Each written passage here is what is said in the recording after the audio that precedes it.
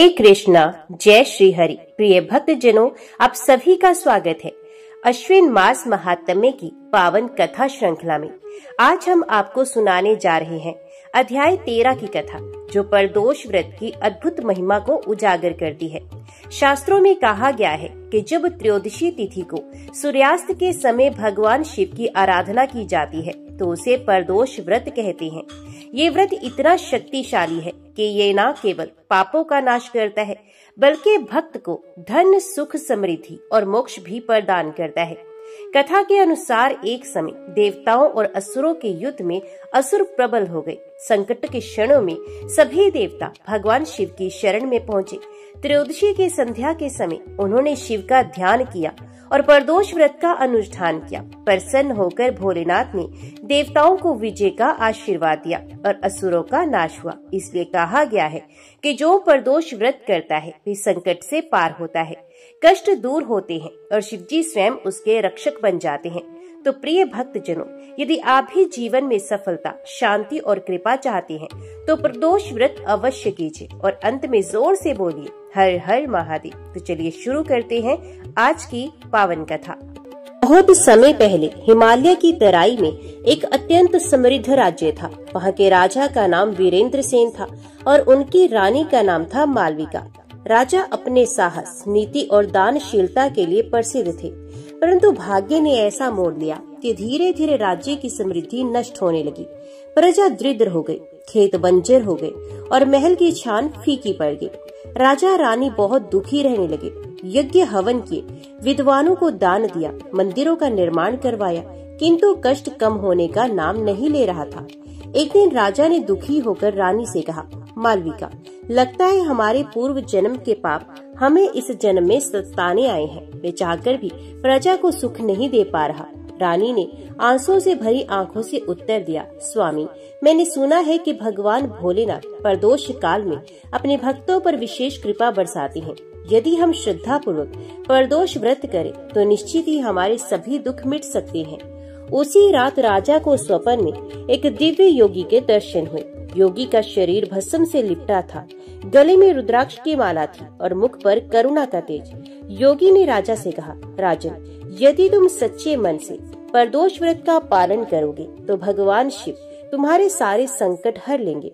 परदोष काल में शिव का स्मरण करने मात्र से ही जीवन धन्य हो जाता है।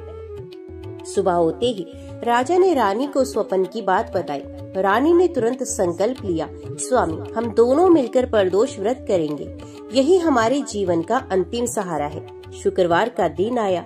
राजा रानी ने प्रातः स्नान किया, स्वच्छ वस्त्र धारण किए और दिन भर उपवास रखा। संध्या के समय दोनों ने महल के प्रांगण में शिवलिंग स्थापित किया, गंगा जल से स्नान कराया, बेलपत्र, धतूरा, भांग और चंदन से पूजन किया। मंत्र उच्चारण के बीच रानी की आंखों से आंसू बह रहे थे। वे बार बार कहती थी, हे भोलेनाथ, यदि हमसे कोई भूल हुई है तो क्षमा करें। हमारे राज्य को, हमारी प्रजा को और हमें अपनी कृपा से अभय दें। राजा ने भी हृदय से प्रार्थना की कि हे देवों के देव महादेव, हम आपके शरणागत हैं। आप कृपालु हैं, आप ही रक्षक हैं। हमें अपने भक्त के रूप में स्वीकार करें। पूरे राज्य की प्रजा भी इस अद्भुत पूजन में सम्मिलित हो गई। उस दिन महल का वातावरण एक मंदिर की तरह पवित्र हो गया। परदोष काल में जब घंटियां बज रही थी और शिव नाम का उच्चारण हो रहा था, अचानक आकाश में प्रकाश फैल गया। राजा रानी ने देखा कि आकाश से शिव पार्वती प्रकट हुए हैं। भोलेनाथ के गले में नाग लिपटा था, जटाओं से गंगा बह रही थी और माता पार्वती कमल के आसन पर आसीन थी। शिवजी ने मुस्कुराकर कहा, राजन वीरेंद्र सेन, तुम्हारी श्रद्धा और भक्ति ने हमें प्रसन्न कर दिया। आज से तुम्हारे राज्य के सारे संकट दूर हो जाएंगे। माता पार्वती ने भी रानी मालविका को आशीर्वाद दिया, पुत्री, तुम्हारी आंखों से बहे आंसू व्यर्थ नहीं जाएंगे। तुम्हें माँ लक्ष्मी के समान वैभव मिलेगा और तुम्हारी गोद सदा सुहाग से भरी रहेगी। इतना कहते ही शिव पार्वती अंतर ध्यान हो गई। उस दिन के बाद राज्य की स्थिति बदलने लगी। बारिश समय पर हुई, खेत लहलहा उठे, खजाने भरने लगे, प्रजा सुखी और प्रसन्न हो गई। राजा रानी का जीवन भी सुख शांति से भर गया। राजा ने घोषणा की, आज से हमारे राज्य में हर शुक्रवार को परदोष व्रत सामूहिक रूप से किया जाएगा। यही हमारी समृद्धि का कारण है और यही हमारा भविष्य है। श्री पार्वती के आशीर्वाद के बाद राजा वीरेंद्र सेन और रानी मालविका का जीवन बदल गया। पहले जो प्रजा दुखी और दरिद्र थी, वे अब समृद्ध हो गई। गाँव में हरे भरे खेत दिखाई देने लगे, हर घर में दीपक जलने लगे और मंदिरों में भक्ति का संगीत गूंजने लगा। राजा रानी प्रतिदिन प्रातःकाल शिव मंदिर जाते और नित्य बेलपत्र चढ़ाते। रानी मालविका विशेष रूप से हर शुक्रवार प्रदोष व्रत करती और माता पार्वती का ध्यान लगाती। एक दिन प्रदोष व्रत के समय रानी ने देखा कि महल के प्रांगण में स्वयं माता पार्वती की छाया प्रकट हुई। रानी ने आंसुओं से भरी आंखों से प्रार्थना की कि हे माँ, आपकी कृपा से मेरा जीवन धन्य हो गया है। यदि संभव हो तो हमें सदा सदा आपकी शरण में बनाए रखिए। माता पार्वती ने हृदय में संवाद किया, पुत्री, जब भी कोई भक्त सच्चे मन से प्रदोष व्रत करेगा, उसे सुख शांति और समृद्धि अवश्य मिलेगी। तुम्हारा नाम भी उस कथा में अमर रहेगा। कई वर्षों से राजा रानी संतान के लिए चिंतित थे। श्री पार्वती के आशीर्वाद के बाद एक पावन दिन रानी के गर्भ से एक तेजस्वी राजकुमार का जन्म हुआ। पूरा राज्य उल्लास से भर गया। मंदिरों में घंटियां बजी, नगरवासियों ने दीप जलाए और हर घर में प्रसाद बांटा गया। राजा ने उस राजकुमार का नाम रखा शिवेंद्र। ये बालक जन्म से ही अद्भुत तेज से संपन्न था। जैसे ही वे मंदिर में प्रवेश करता, दीपक अपने आप प्रज्वलित हो जाते और शंख घंटियां गूंजने लगती। राजकुमार शिवेंद्र भी माता पिता की तरह हर प्रदोष व्रत करने लगा। बालक होने के बावजूद वे संध्या समय शिवलिंग पर जल चढ़ाता और भोलेनाथ का ध्यान करता। एक बार महल की दासी ने हंसते हुए कहा, राजकुमार, आप तो बालक हैं, इतना कठोर व्रत करने की आवश्यकता क्या है? तब राजकुमार ने गंभीर स्वर में कहा, माँ, जब मैंने अपने माता पिता के जीवन को बदलते देखा है, तो मैं क्यों ना इस व्रत को करूं? शिव ही हमारे जीवन दाता है। दासी ये सुनकर भाव विभोर हो गई। कुछ वर्षों के बाद राज्य पर एक शत्रु राजा ने आक्रमण कर दिया। वीरेंद्र सेन वृद्ध हो चुके थे और सेना भी उतनी शक्तिशाली नहीं थी। प्रजा भयभीत हो गई और महल में चारों ओर निराशा छा गई। ऐसे समय में राजकुमार शिवेंद्र ने संकल्प लिया कि युद्ध से पहले वे शुक्र प्रदोष व्रत करेगा। उसने उपवास रखा, संध्या समय शिवलिंग की पूजा की और प्रार्थना की, हे भोलेनाथ, यदि आप चाहते हैं कि धर्म की रक्षा हो तो मुझे शक्ति दीजिए। मैं युद्ध भूमि में अन्याय को हराऊंगा, परंतु ये विजय आपकी कृपा से ही संभव है। युद्ध के दिन जब शिवेंद्र अपनी सेना के साथ मैदान में पहुंचा, तो शत्रु सेना अत्यंत विशाल थी। किंतु जैसे ही संध्या का समय आया, आकाश में बादल छा गए और बिजली कड़कने लगी। लोगों ने देखा कि आकाश से नंदी के समान आकार का एक विशाल प्रकाश उतरा और शत्रु सेना भयभीत होकर भाग खड़ी हुई। शिवेंद्र ने युद्ध बिना लड़े ही विजय प्राप्त कर ली। सारी प्रजा ने कहा, ये किसी मनुष्य की नहीं, बल्कि शिव शंकर की लीला है। शुक्र प्रदोष व्रत का ये प्रत्यक्ष फल है। विजय के बाद राजा वीरेंद्र सेन ने घोषणा की कि इस राज्य में हर व्यक्ति शुक्रवार को प्रदोष व्रत करेगा। इससे हमारे वंश और आने वाली पीढ़ियां शिव कृपा से सुरक्षित रहेंगी। राजकुमार शिवेंद्र ने भी प्रजा को उपदेश दिया, शिव ही वे शक्ति हैं जो दुखियों को सुख देते हैं, दरिद्रों को वैभव देते हैं और असहाय को सहारा देते हैं। जो भी श्रद्धा से शुक्र प्रदोष व्रत करेगा, उसके जीवन से संकट सदा के लिए दूर हो जाएंगे। समय बीतता गया।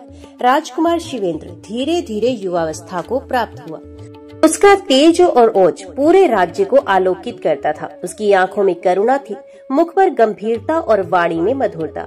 राज्य के सभी लोग उससे अपार प्रेम करते थे। शिवेंद्र हर शुक्रवार को प्रदोष व्रत करता और शिव मंदिर में संध्या के समय घंटियां बजाता। पूरे नगर की महिलाएं और पुरुष भी उसी के साथ व्रत करते और प्रार्थना करते, हर हर महादेव, ओम नमः शिवाय। नगर का वातावरण मानो काशी नगरी जैसा हो गया। रानी मालविका वृद्ध हो चुकी थी। एक दिन उन्होंने राजा वीरेंद्र सेन से कहा, स्वामी, अब मेरा जीवन अंतिम पड़ाव पर है। मैं चाहती हूँ कि अपने पुत्र का विवाह एक ऐसी कन्या से करूँ जो स्वयं भी प्रदोष व्रत का पालन करने वाली हो। तभी हमारे वंश में शिव पार्वती कृपा सदा बनी रहेगी। राजा ने सहमति दी और योग्य वधू की खोज आरंभ की। पास के राज्य में एक राजा की पुत्री थी, राजकुमारी पद्मिनी। वे अनुपम सौंदर्य से युक्त थी, परंतु उसका सबसे बड़ा गुण था उसकी गहन भक्ति।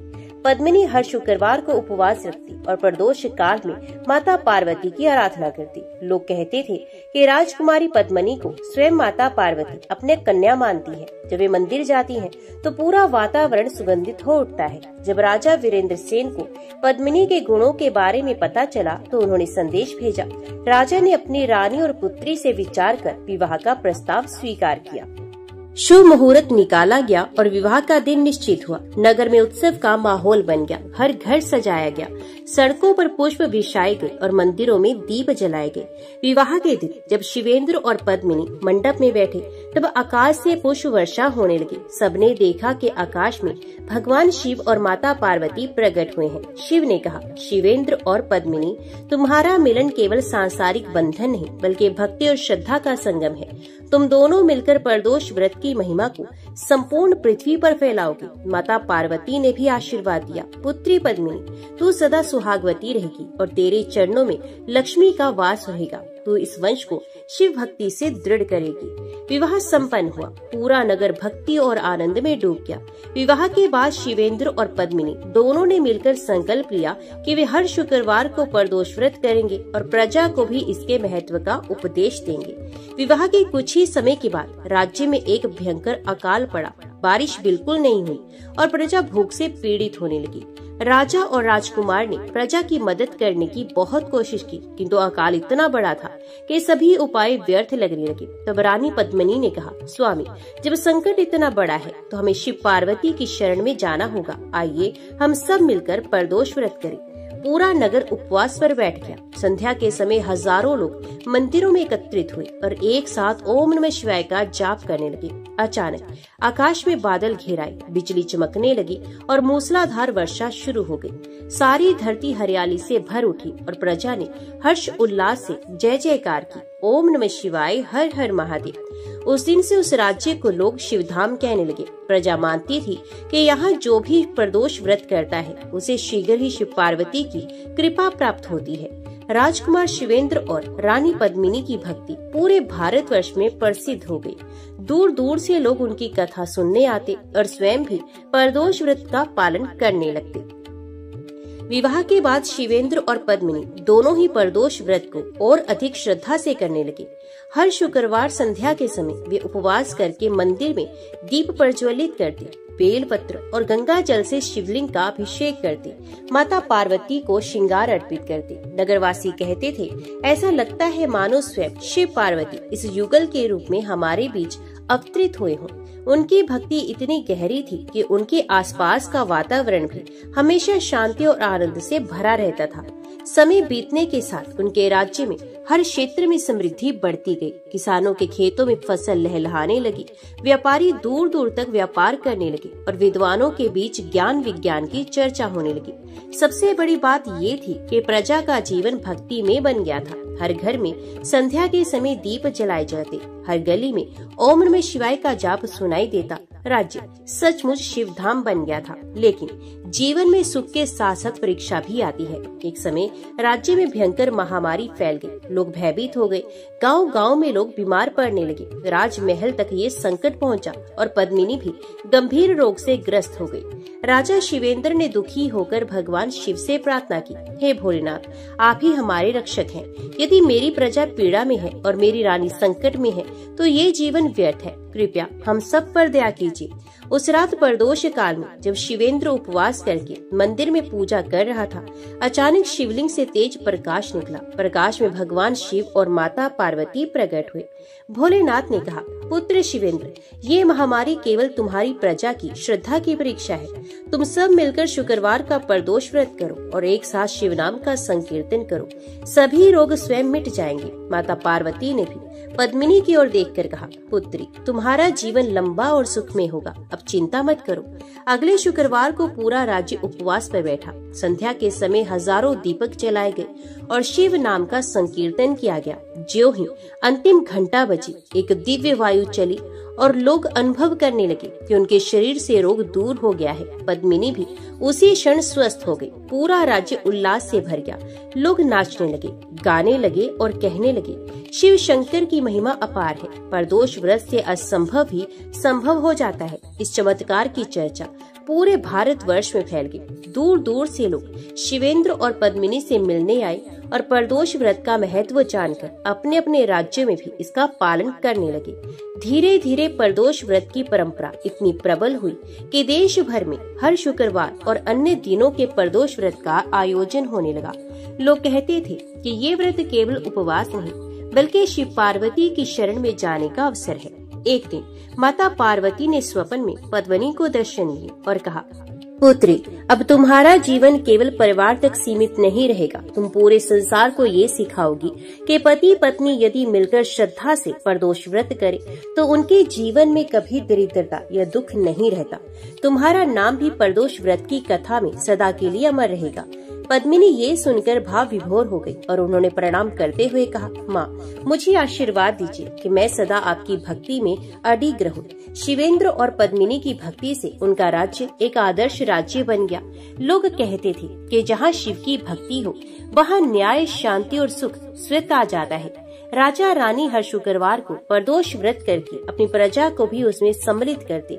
इस प्रकार धीरे धीरे उनका राज्य न केवल राजनीतिक दृष्टि से बल्कि आध्यात्मिक दृष्टि से भी पूरे विश्व के लिए प्रेरणा का केंद्र बनेगा। समय बीतने लगा। राजा वीरेंद्र सेन और रानी मालविका अब वृद्धावस्था में पहुंच चुके थे। उन्होंने राज्य की वागडोर धीरे धीरे शिवेंद्र और पद्मिनी को सौंप दी। शिवेंद्र और पद्मिनी ने राज्य को धर्म, न्याय और भक्ति के मार्ग पर चलाया। हर प्रदोष व्रत सामूहिक रूप से किया जाता था। मंदिरों में हजारों दीपक जलते, नगरी में भजन कीर्तन होता और प्रजा ऐसा अनुभव करती मानो स्वर्ग उतर आया हो। एक दिन राज्य में एक वृद्ध सन्यासी आए। उनकी आंखों में गहरी करुणा थी और शरीर पर भस्म काले। वे सीधे शिव मंदिर पहुँचे और शिवलिंग के सामने ध्यान मगन हो गए। राजा शिवेंद्र ने जाकर उन्हें प्रणाम किया। सन्यासी ने कहा, राजा, तुम्हारा राज्य शिव भक्ति से प्रकाशित है। ये सब तुम्हारे प्रदोष व्रत की शक्ति है। परंतु याद रखो, भक्ति का वास्तविक फल केवल सुख संपत्ति पाना नहीं बल्कि शिवलोक की प्राप्ति करना है। इन वचनों ने शिवेंद्र और पद्मिनी के हृदय में गहरा प्रभाव डाला। राजा शिवेंद्र ने पद्मिनी से कहा, प्रिय, हमें जीवन के अंतिम चरण के बारे में भी सोचना होगा। ये राजपाट, धन, दौलत और वैभव सब नश्वर है। सदा रहने वाला केवल भगवान शिव का नाम है। पद्मिनी ने भी सहमति जताई। स्वामी, आपने सही कहा। यदि हमारे जीवन का उद्देश्य केवल शासन करना होता तो माता पार्वती मुझे स्वप्न में ये संदेश ना देती। अब समय है कि हम प्रदोष व्रत को और गहराई से अपनाएं और अपने जीवन को शिव को अर्पित कर दें। उस शुक्रवार को दोनों ने विशेष रूप से व्रत किया। पूरे दिन उपवास किया और संध्या समय मंदिर में दीप मालिका सजाई। भक्ति इतनी गहन थी कि पूरा मंदिर प्रकाश से भर गया। अचानक शिव पार्वती पुनः प्रकट हुए।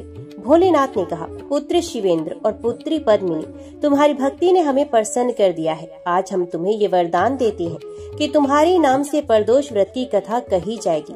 जब भी कोई भक्त ये व्रत करेगा, तुम्हारी स्मृति के साथ करेगा और उसे हमारा आशीर्वाद मिलेगा। माता पार्वती ने भी कहा, तुम्हारा दाम्पत्य सदा के लिए शिव पार्वती के दाम्पत्य का प्रतीक माना जाएगा।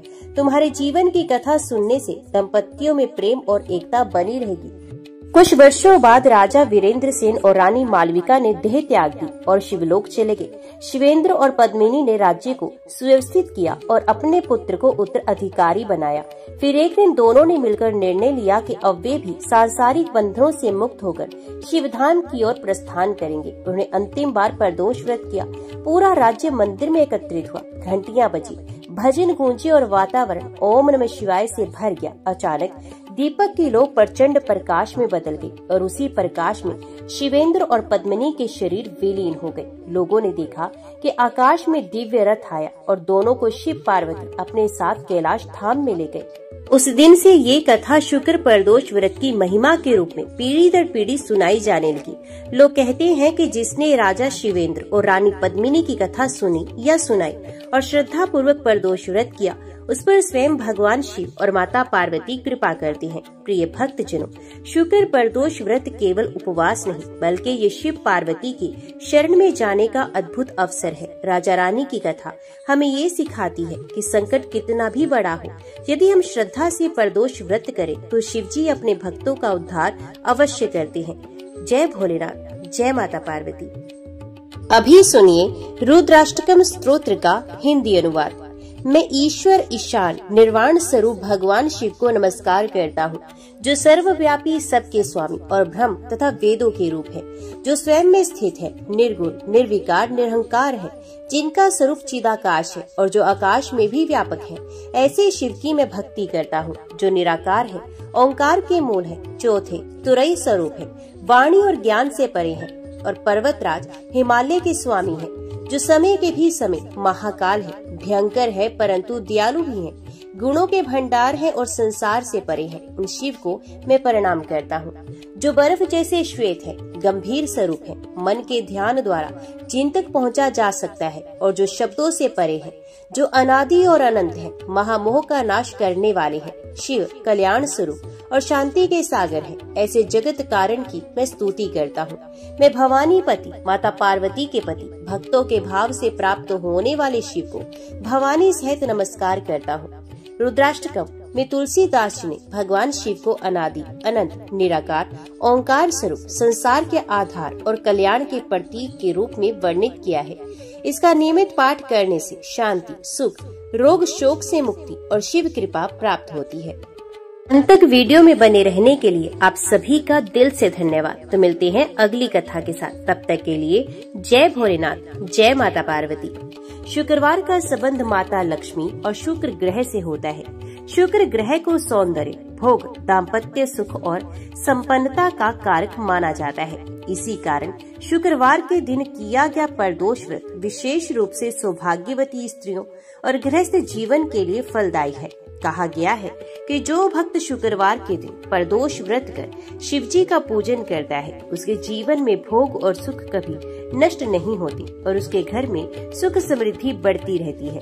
पौराणिक कथा के अनुसार एक बार माता पार्वती ने भगवान शिव से पूछा कि हे प्रभु, प्रदोष व्रत का महत्व तो मैंने सुना है, परंतु शुक्रवार को पड़ने वाले प्रदोष व्रत की क्या विशेषता है? तब भगवान शंकर ने हंसते हुए कहा, देवी, शुक्रवार का प्रदोष तुम्हारे लिए और तुम्हारी प्रिय सहेलियों गौरी, रति और लक्ष्मी के लिए सर्वाधिक प्रिय है। इस व्रत को करने से स्त्रियों को अखंड सौभाग्य मिलता है, विधवापन का भय नष्ट होता है और पतिव्रता धर्म की स्थिरता होती है।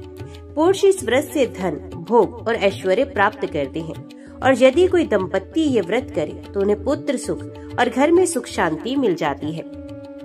भारतीय संस्कृति में स्त्रियां अपने पति की दीर्घायु और सुख समृद्धि के लिए अनेक व्रत करती हैं, जैसे करवा चौथ, तीज, वट सावित्री इत्यादि। इसी क्रम में शुक्रवार प्रदोष व्रत भी अखंड सौभाग्य और सुखी दाम्पत्य जीवन प्रदान करने वाला माना गया है। कहा गया है कि यदि कोई स्त्री ये व्रत करती है तो उसका सौभाग्य कभी नष्ट नहीं होता। यदि कोई पुरुष ये व्रत करता है तो उसे संपन्नता, व्यापार में सफलता और भौतिक सुखों की प्राप्ति होती है। और यदि पति पत्नी मिलकर ये व्रत करते हैं तो उनके घर में लक्ष्मी और शिव पार्वती का स्थायी निवास होता है। इस प्रकार शुक्र प्रदोष व्रत का महत्व अन्य सभी प्रदोषों से विशेष है। ये व्रत केवल एक साधारण उपवास नहीं, बल्कि शिव और पार्वती की कृपा पाने का साधन है। देवताओं और दानवों के बीच सदैव युद्ध चलता रहता था। देवताओं के गुरु बृहस्पति थे और दानवों के गुरु शुक्राचार्य। शुक्राचार्य अत्यंत तपस्वी, विद्वान और भगवान शिव के अनन्य उपासक थे। उनके तप के प्रभाव से असुर बार बार विजयी हो जाते और देवता पराजित होकर इंद्रलोक छोड़ने को विवश हो जाते। इसी प्रसंग से जुड़ी है शुक्र प्रदोष व्रत की उत्पत्ति कथा, जिसे सुनने मात्र से सौभाग्य और पुण्य की प्राप्ति होती है। एक बार देवताओं और असुरों में भयंकर युद्ध हुआ। देवताओं ने मिलकर भगवान विष्णु की शरण ली और उनकी कृपा से असुरों को पराजित कर दिया। असुर अपनी हार से अत्यंत दुखी होकर गुरु शुक्राचार्य के पास पहुँचे और कहने लगे, हे गुरुवर, हम बार बार देवताओं से पराजित हो रहे हैं। आप हमें ऐसा उपाय बताइए जिससे हम अजय हो जाएं और देवताओं पर हमेशा विजय प्राप्त करें। शुक्राचार्य ने गंभीरता से सोचा और कहा, हे वत्सो, ये संसार त्रिगुणात्मक है। जो शिव की शरण में जाता है वही अजय होता है। यदि हमें देवताओं पर विजय प्राप्त करनी है तो हमें भगवान शंकर को प्रसन्न करना ही होगा। मैं अप्रदोष काल में उनका कठोर व्रत करूंगा और उनसे वर प्राप्त करूंगा। शुक्राचार्य ने इस मास की त्रयोदशी तिथि को, जो कि शुक्रवार का दिन था, उपवास रखा। उन्होंने दिन भर उपवास कर संध्या समय भगवान शिव की पंचोपचार से पूजा की। वे बेलपत्र, धतूरा, अक्षत, चंदन और गंगा जल अर्पित करते हुए शिव का ध्यान करने लगे। ओम नमः शिवाय। वे संध्या से लेकर रात्रि पर्यंत शिव ध्यान में लीन रहे। कहते हैं कि उस दिन प्रदोष काल में उनके हृदय से ऐसी भक्ति उमड़ी कि स्वयं भगवान शंकर उनके सामने प्रकट हो गए।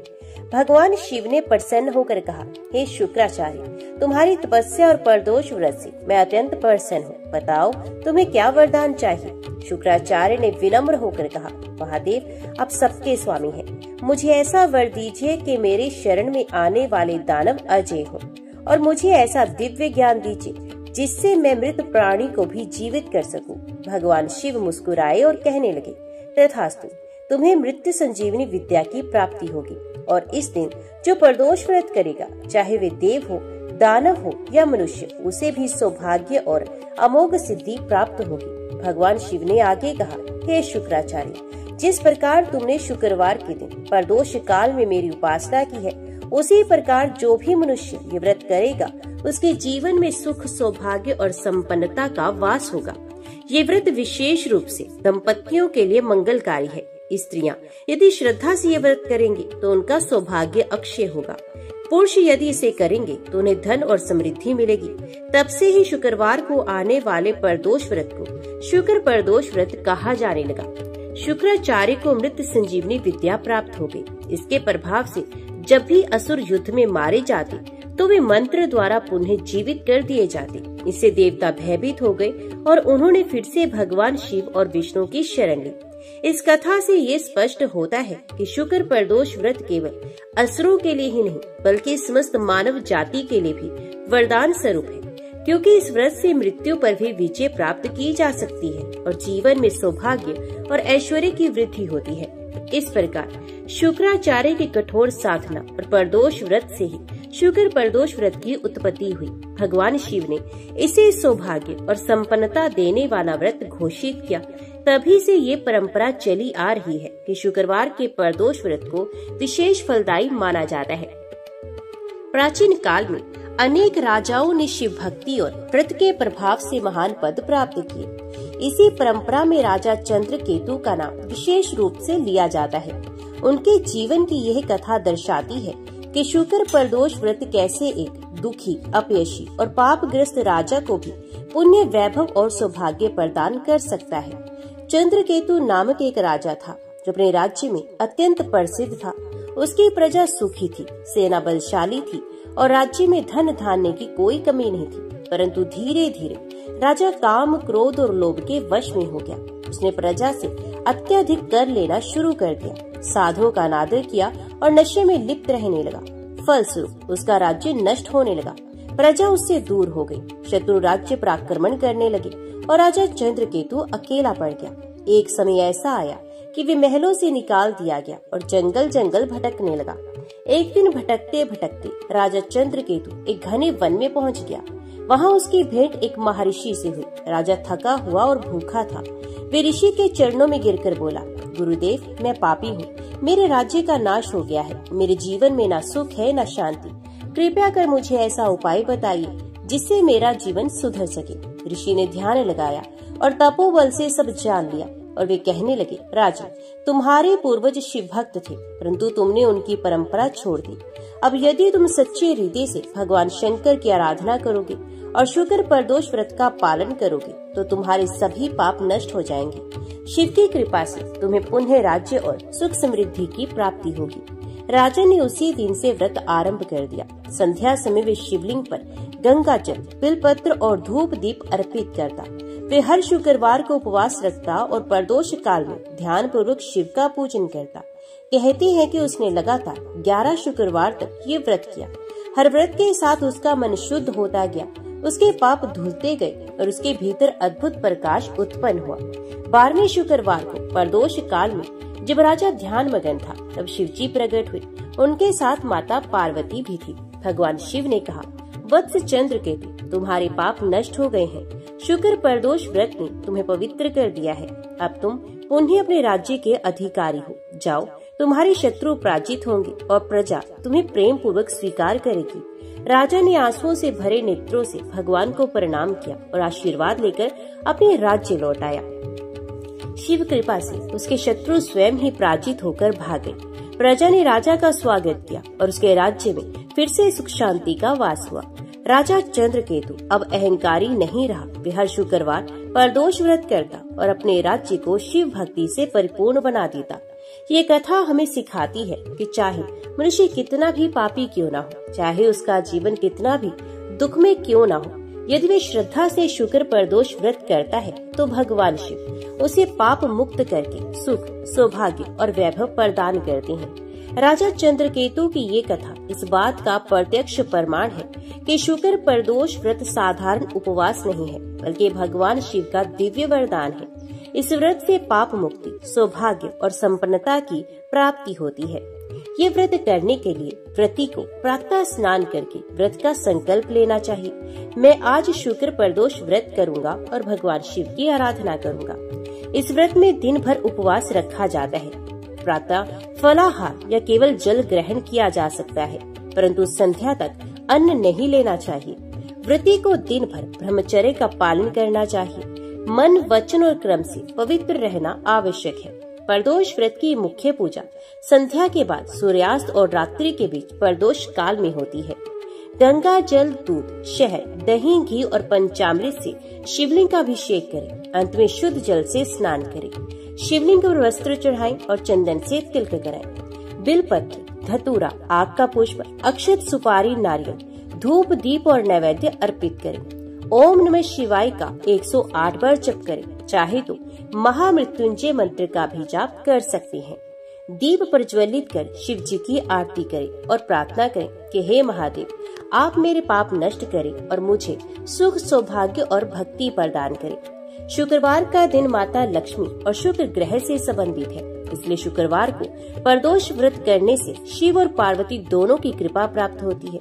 ये व्रत दंपतियों के लिए विशेष रूप से शुभ है। विवाह में विलंब हो तो ये व्रत शीघ्र विवाह का मार्ग प्रशस्त करता है। स्त्रियां इसे करने से अखंड सौभाग्यवती रहती हैं।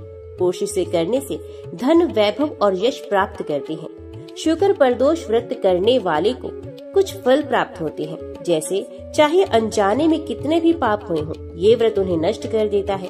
विवाहित स्त्रियों का सौभाग्य अक्षय रहता है और अविवाहित कन्याओं को उत्तम वर की प्राप्ति होती है।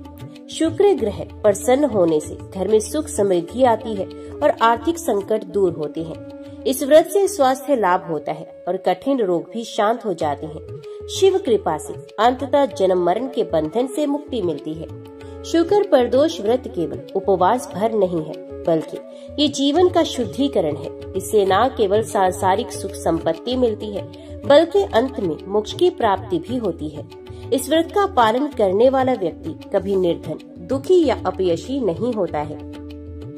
प्राचीन समय में एक नगर में मालवती नामक स्त्री रहती थी। वे निर्धन परिवार से थी, परंतु धर्मपरायण थी।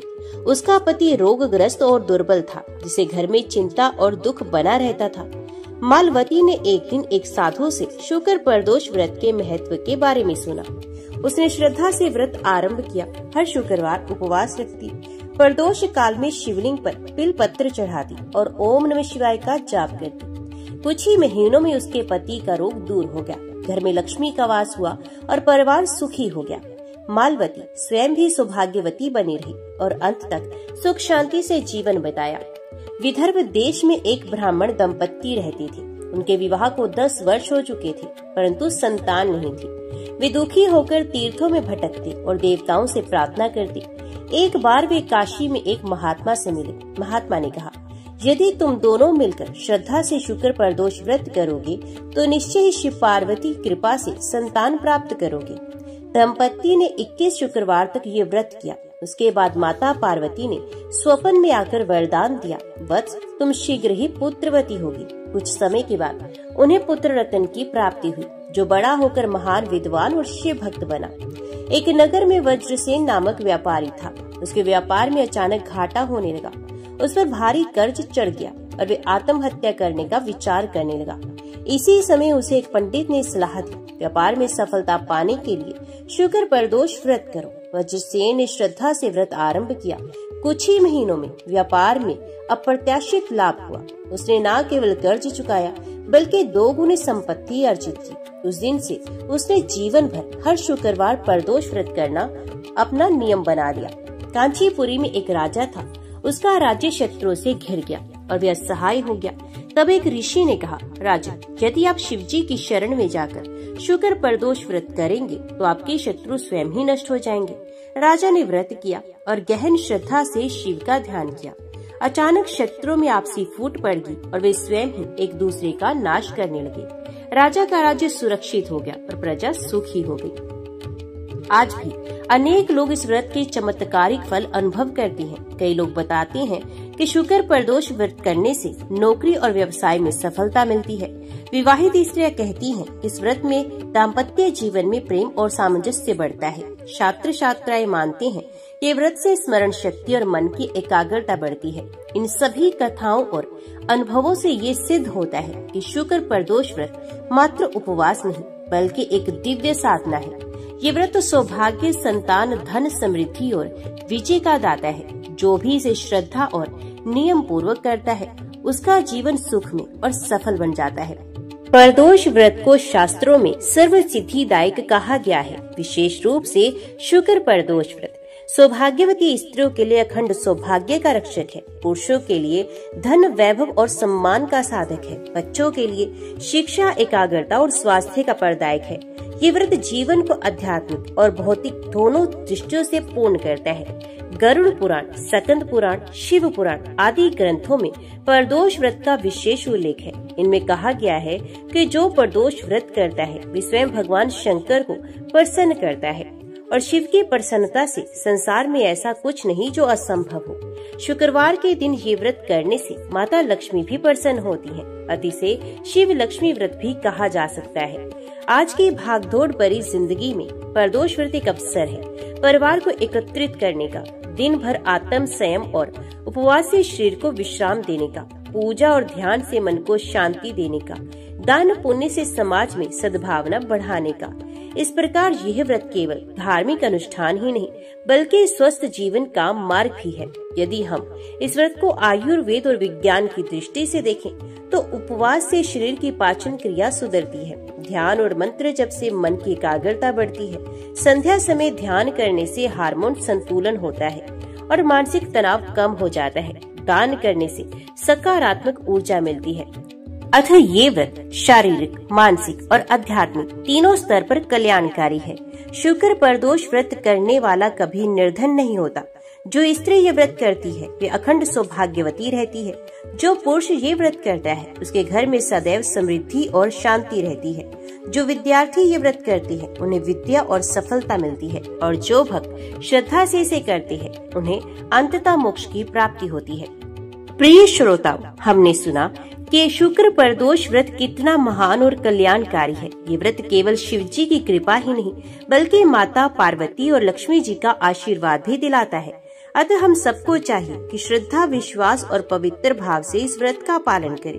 तब हमारा जीवन रोगों से मुक्त, दुखों से रहित, धन धान्य से परिपूर्ण और अंततः मोक्षदायी बन जाएगा। ओम नमः शिवाय। हर हर महादेव।